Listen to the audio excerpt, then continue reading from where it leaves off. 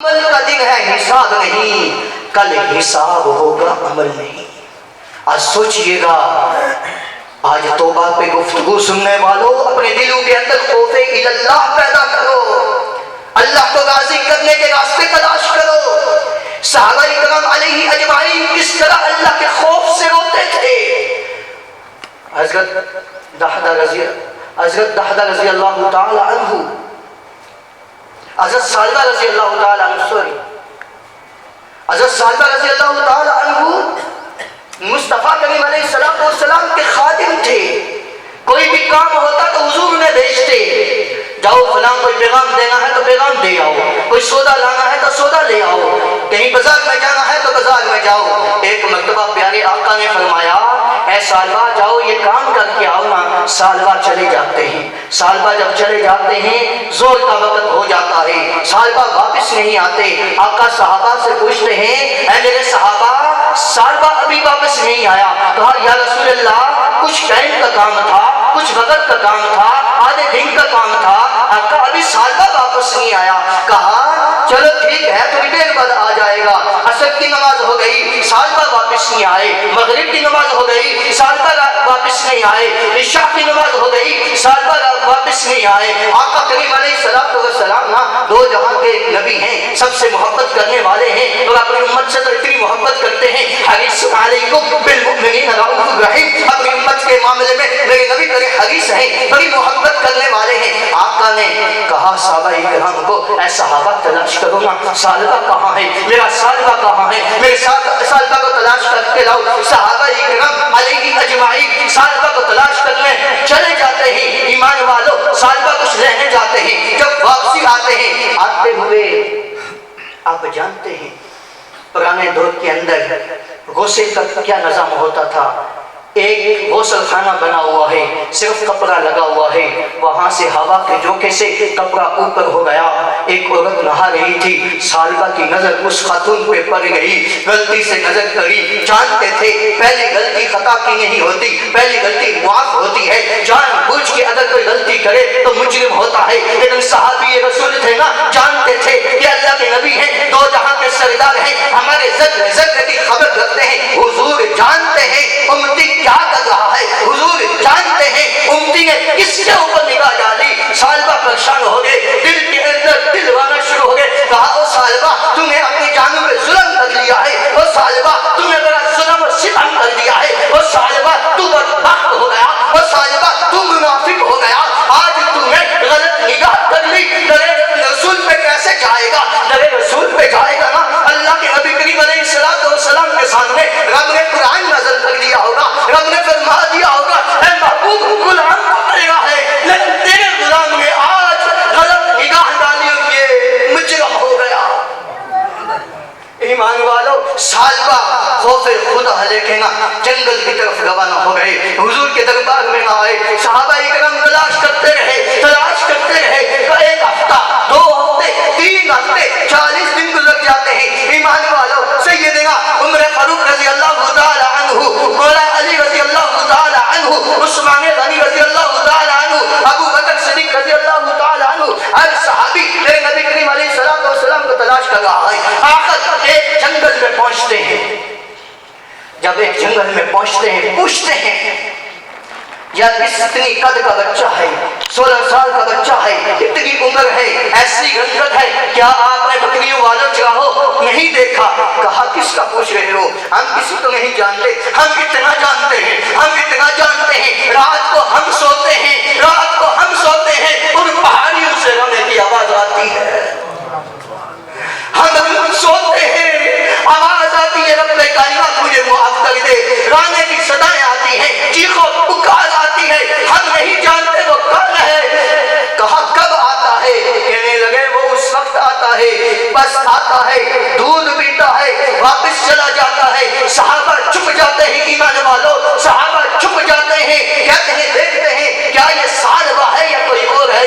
ایمان والو جب ابو بکر عمر رضی اللہ تعالی عنہ چھپ جاتے ہیں، تھوڑی دیر میں آرام سے سالبہ نوجوان بچہ چلتا ہوا آ رہا ہے، کبھی دائیں گرتا ہے، کبھی بائیں گرتا ہے۔ کیوں ایمان والو 40 دن ہو گئے کچھ کھایا نہیں، 40 دن ہو گئے سجدے میں رہ کر رب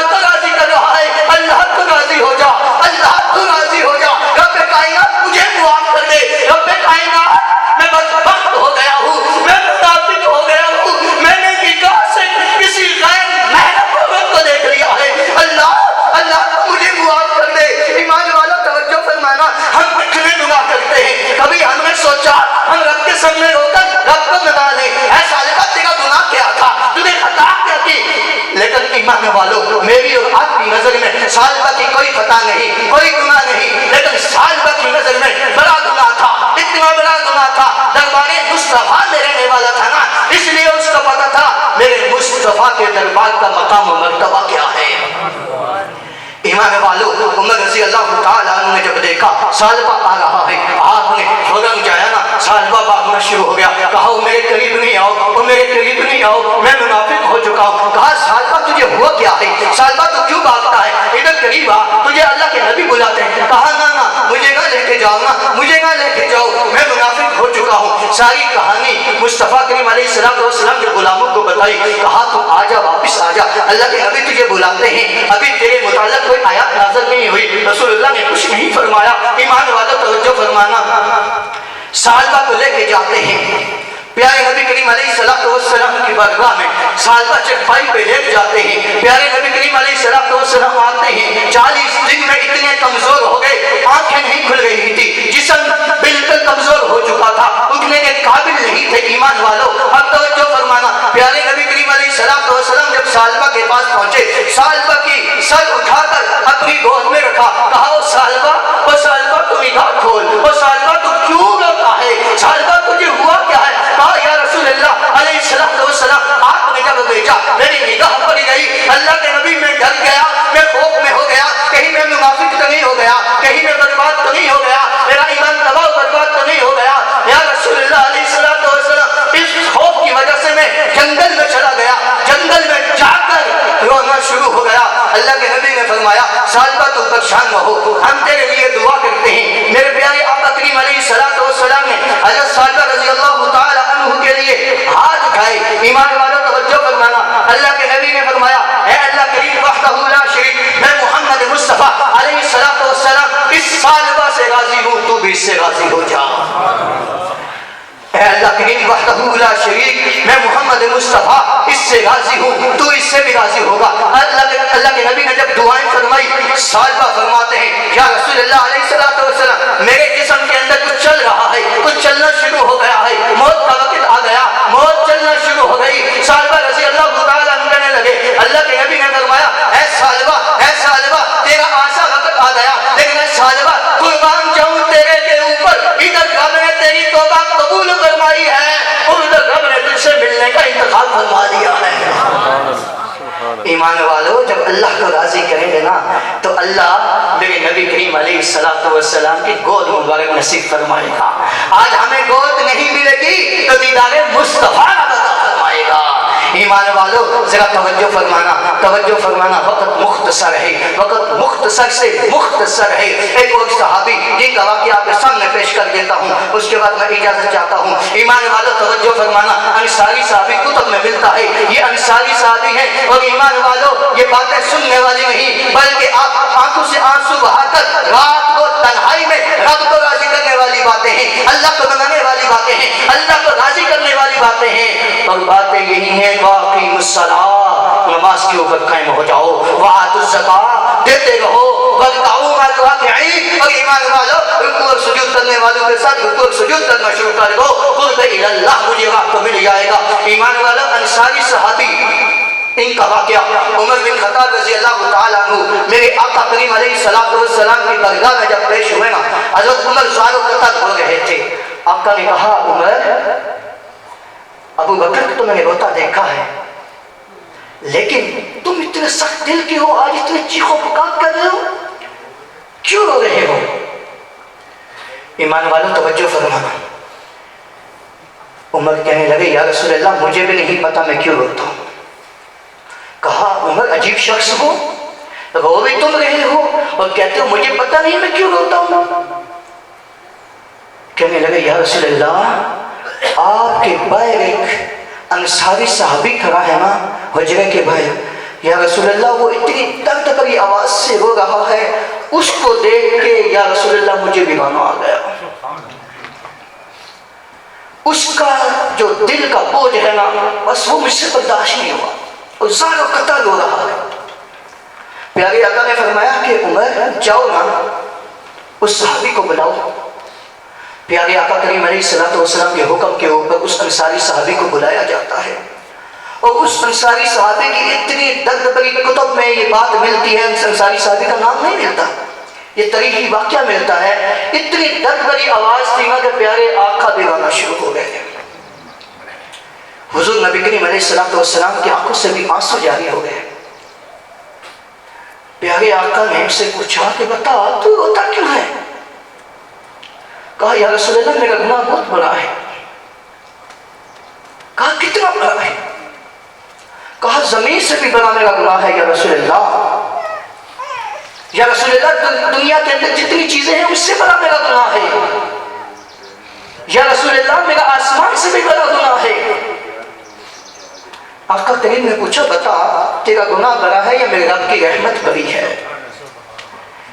کہا یا رسول اللہ آپ کی رحمت بہت بڑی ہے، اگر آپ چاہیں آپ دعا کریں، آپ اللہ سے معافی مانگیں تو اللہ مجھے معاف کر دے گا، لیکن جو میرا گناہ ہے نا میرے متعلق رب مجھے معاف نہیں کرے گا۔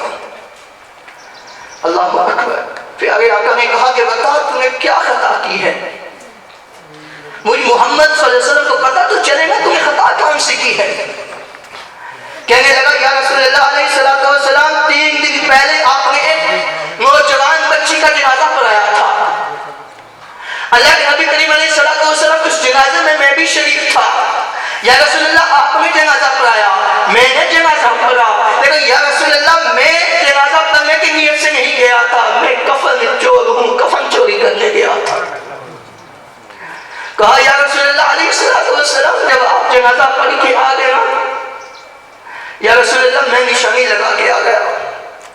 یا رسول اللہ جب رات ہوئی میں گیا، معمول کے مطابق میں نے قبر کھودی، میں نے کفن چرایا، اور اللہ کے نبی جب کفن چرا کے میں واپس جانے لگا نا، نوجوان لڑکی تھی اور میرے دل میں دماغ میں برے خیال آنا شروع ہو گئے۔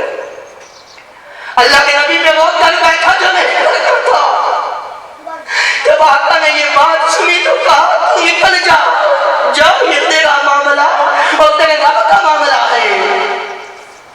ایمان والا دیکھ رہا میرے رب کی محبت انہو ہوا التواب الرحیم۔ ایمان والا توجہ فرمانا رب کتنی محبت کرتا ہے۔ حضور نے فرمایا نکل جا، آقا رانا شروع ہو گئے، ان انصاری صحابی کو بھیج دیا، کہا جا تو جانے اب تیرا رب جانے۔ ایمان والا 3 دن گزر جاتے ہیں، جبرائیل علیہ السلام اللہ کے نبی کی بارگاہ میں حاضر ہوتے ہیں اور کہتے ہیں اللہ کے نبی رب کائنات فرماتا ہے کیا آسمان اور زمین کا مالک میں ہوں یا تم ہو؟ حضور نے فرمایا جبرائیل اللہ کریم وحدہ لا شریک ہے۔ اللہ فرماتا ہے جبرائیل نے کہا اللہ فرماتا ہے اے پیارے محمد کیا یہ انسان میری مخلوق ہے یا کسی اور کی ہے؟ ان کا خالق میں ہوں یا کوئی اور ہے؟ کہا جبرائیل اللہ تبارک و تعالی خالق ہے۔ کہا یہ زمین کے اندر جتنی اشیاء ہیں چن پرند درخت ان کا خالق ان کو بنانے والا کون ہے؟ کہا اللہ کریم وحدہ لا شریک ہے۔ کہا اے پیارے محبوب رب فرماتا ہے کہ ان سب کا مالک میں ہوں، تو محبوب بتائیے نا وہ جو انصاری صحابی تھا وہ کس کی مخلوق ہے؟ کہا وہ بھی اللہ کی مخلوق ہے۔ اللہ کے نبی نے پوچھا جبرائیل صاف صاف بتاتے کیوں نہیں؟ میں اللہ کی توحید پہ ایمان رکھتا ہوں، میں جانتا ہوں اللہ وحدہ لا شریک ہے، ساری شے کا مالک اللہ تبارک و تعالی ہے، زمین و آسمان کا مالک اللہ ہے، مشرق و مغرب کا مالک اللہ تبارک و تعالی ہے۔ یہ جتنی اشیاء بنائی سب رب کائنات وحدہ لا شریک نے بنائی، حتیٰ کہ مجھ محمد کو بھی پیدا کرنے والا اللہ خالق و وحدہ لا شریک ہے۔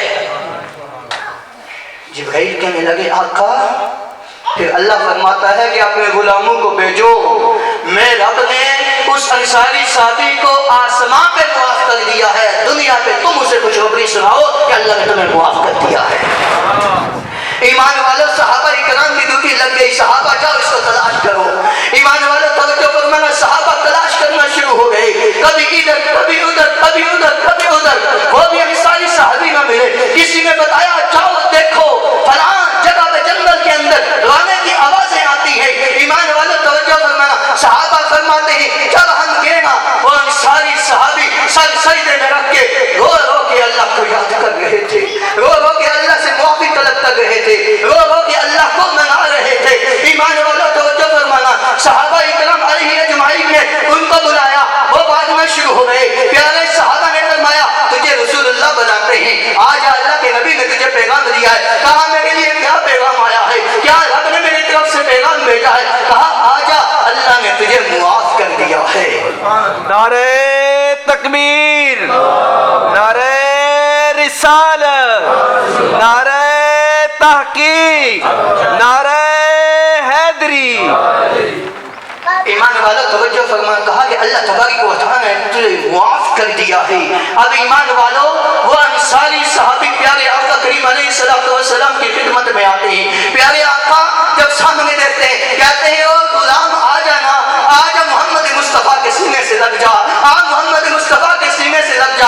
آقا نے اپنے سینے سے لگایا، آقا نے اس کا متھا چوما اور کہا تجھے مبارک ہو، رب نے تجھے معاف کر دیا ہے، تو اللہ کا دوست بن گیا ہے۔ اب ایمان والے جب رسول اللہ نے اسے خوشخبری سنائی نا، کوئی شخص بھی ہے جب اس کو پتہ چلے کہ رب کا میں دوست بن گیا ہوں تو پھر اس کی انتہا خوشی کی نہیں رہتی۔